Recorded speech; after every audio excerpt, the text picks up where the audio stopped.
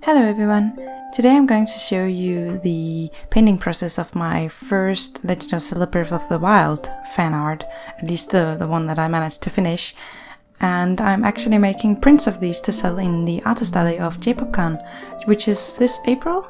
And I decided to print it out on semi-gloss paper in the A5 format, and I also printed it out on art canvas or print canvas. It's actually linen paper, so it looks like you could have made it with acrylics or watercolor. It gives a really nice effect. So I hope you will enjoy this video, and there'll be a little retouch in the end if you're still around for that. So thank you for checking it out.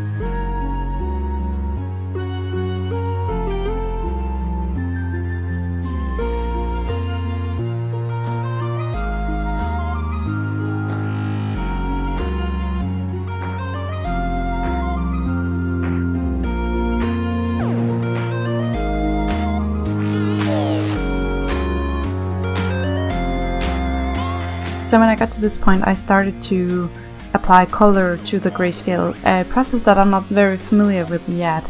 And I actually hated and disgusted the way that the colors turned out in the first tries, so you will see that in a minute I'll start struggling really hard with getting the right colors and trying to avoid it looking muddy. And I think I'm just using a completely wrong approach here, and that's simply because I'm inexperienced with working with grayscale. But you'll see in a second how I'm starting to flash back and forth with the layer styles and the blending, and it just doesn't turn out well. So I actually end up just going back to grayscale and start coloring once again, and then I get a decent result that I actually like.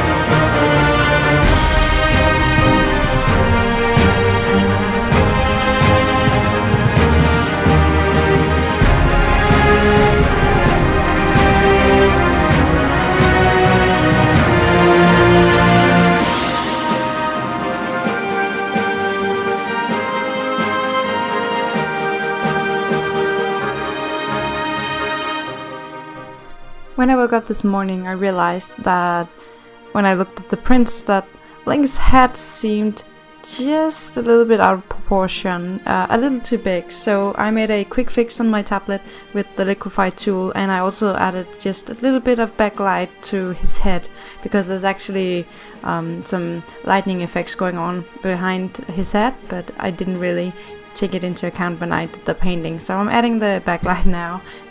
I thought I just wanted to record it like an over the shoulder shot so you can see the tablet in play as well.